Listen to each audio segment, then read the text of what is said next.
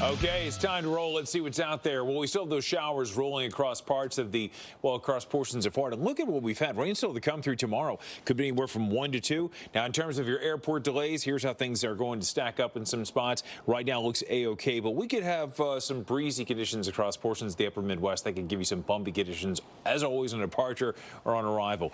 Here's how it's going to go for you. Could see backups in Minneapolis, St. Paul, right through the heart of the Corn Belt. MCI may not be A-OK, and into Chicago looks like more of the same. Tomorrow morning, here you go. Detroit, scattered showers can be expected along 696 in Buffalo. Looks like raindrops for you. Charleston, West Virginia, cloudy skies, but your friends in Louisville and Indianapolis deal with the rain. From Circle City in Indianapolis in the Brickyard, we show you plenty of rain down towards the Music City in Nashville, Asheville. All your villas are covered there.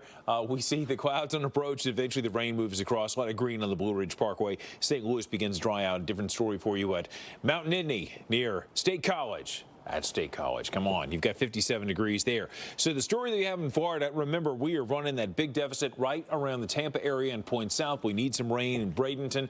Looks like we may be improving those chances a bit, but not so great for your drive. Now, if you're along portions of the 4 through Orlando, looks like periods of heavy rain today. Heavier along 95, certainly, and more flash flooding is going to be possible. You saw plenty of the images from what happened during the overnight hours. Could happen again, just letting you know that. From Cape Canaveral clear down to West Palm and on, we have the rain showers that can be expected through this evening, your flood alerts.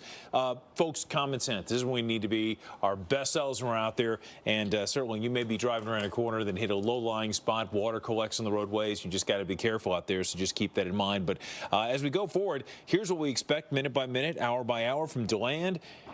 We see from Apopka. Apopka, by the way, translates to big potato. That's what it means. But look at the spuds we have flying through the air. Heavy rainfall north of Kissimmee. Eventually in Orlando, we have the skies beginning to at least dry out a little bit. But Titusville looks like plenty of dry conditions that eventually envelop much of Titusville. What do we have below me? Look at that. Breezy conditions. Where is this Kate? Kate, our producer, was just telling me. I can't see it from my vantage point, but know that that is a scene that could be playing out up and down much of the Florida coastline. Hollywood Beach.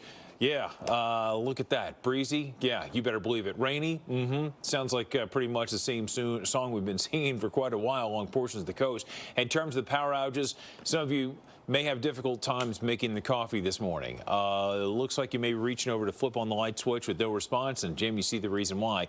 The strong winds knock out a lot of power. Now, let's interview. Yeah, even with the rains ending. Oh, yes, we still got the strong winds down there. Hey, guys, this morning we continue to get a better picture of what a slow-moving system over South Florida did. It was just off the coast. It produced 75-mile-per-hour winds here and soaked many areas here. Let's get right into it. Jacqueline Quinn with our CBS partners, who is live for us in Miami. Holy smoke, Jacqueline, what a night. Power's out and lots of water puddles left over, right? Yeah, that was right. You know what? It was hard to just even get to work here. There was a lot of water on the roadways. I even saw, at least, or we talked about it, one tree that fell down.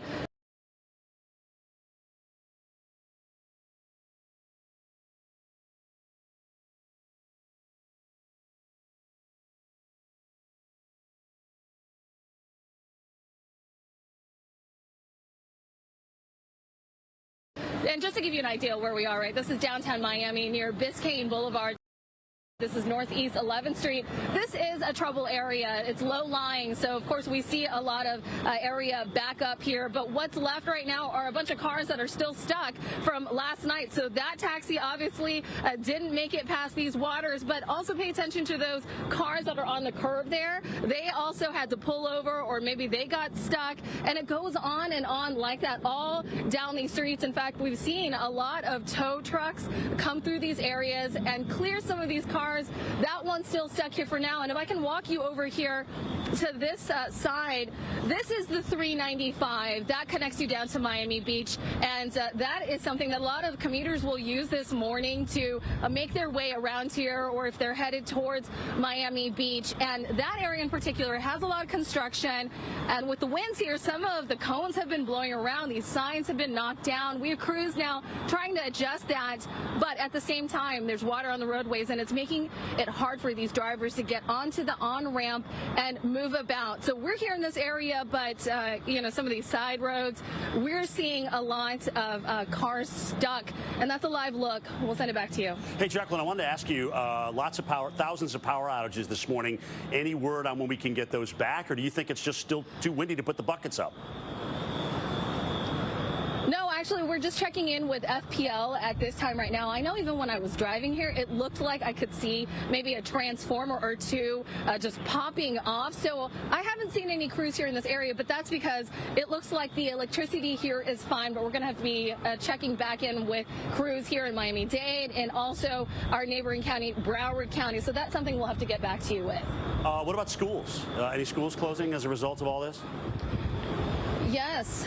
Yeah, so Broward County, which is right next to Miami-Dade, they have announced closures today. In fact, some parents were saying it came out late, but they had to determine these things as this event was going on. So Broward County, parents have been told that they are closed. Miami-Dade, where we are right now, they have not made that announcement, so school's supposed to go on as usual. All right, Jacqueline Quinn, thank you very much with our partners at CBS for talking to us and joining us this morning on what wasn't a tropical system named, but boy, I'll tell you, it really wanted to be with 75-mile-an-hour winds and double-digit rainfall. Stick around, guys. Much more to come. We'll let you know where this system is going. Does it still have a chance to become a named tropical system? We'll talk about it.